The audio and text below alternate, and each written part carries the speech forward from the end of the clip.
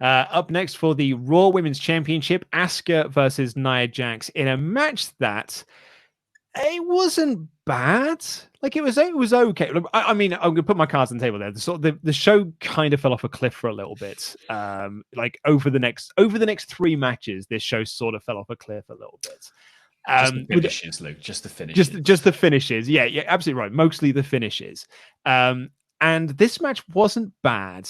Asuka's using her speed against Jax. Jax hit the Jax hammer at one point for a good near fall. There was some decent stuff in here. But the finish then saw Asuka trying to do the armbar over the ropes, but she couldn't quite hold on, so she just sort of slipped and fell. Then Jax went to the outside. They fought a little bit, and then both got counted out. And there was a lot of confusion when we were doing the live stream last night as to whether or not that was supposed to be the finish, because Asuka didn't act like that was supposed to be the finish. Neither did Jax. Like Asuka continued to attack Jax after the match a little bit. Get that music back. Like the music played a little bit. Like it all felt mad awkward. And our sources backstage there initially were all like, no, that was the planned finish. And then some people said, actually, I don't think it did go completely to plan. What Brian Alvarez is saying is that the original plan was for Asuka to just go over clean on Nia Jax, but Vince made the call on Sunday to change it to a double count out finish.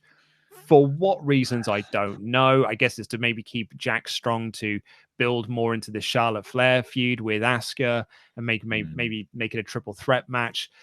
But it didn't make Asuka look good. And as Ollie pointed out in his review that's also available on this channel, which I recommend you will go and watch, since Asuka has won the belt, she's lost to Charlotte twice and has now drawn with Nia Jax. Like, that's not great, man, for like to be the champion. It's a really bad way to counter the issues that they've caused with the way they booked Becky for the last year. You know, Becky drove the entire rest of the women's roster into the ground by being Becky and being the man and beating them at every single turn.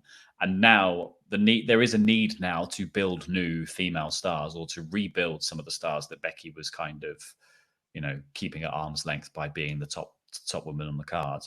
But this is not the way to do it. This is, and a double count out would have made sense here if it looked like there was a point at 7 when the referee was like 7 and Jax and Asuka weren't touching each other. And then they just sort of carried on.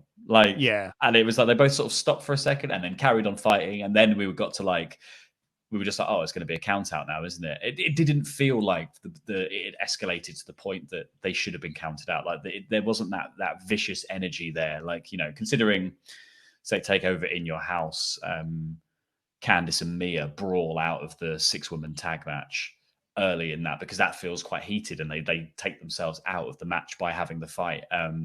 It just didn't feel like they were so into beating each other down that they would forget the rules. Yeah, which is what this bit is, especially Jax, because it was Jax on the offense who didn't pick her up, put her back in the ring. What champion's advantage exists? It made her look like an idiot. It didn't make Asuka look good either. Yeah. And considering that the build for this match has really treated Asuka like the afterthought, because the focus has been on Asuka Flair.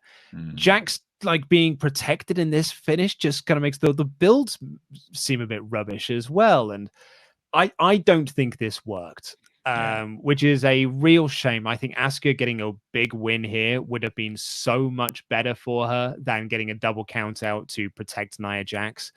I wasn't a fan of this. You can protect Nia Jax by having the finish be the Asuka lock or being like an armbar. Like, they did the work in the match to work over the arm. Like, Asuka kept attacking the arm throughout with like octopuses and the failed sort of tarantula almost over the ropes. Like, we had all of that stuff in the match ready to sort of work, and they just didn't bother to pay off on it. And that would have protected Jax, because you can have Jax be really strong, but obviously would tap out to a broken arm, because who wouldn't?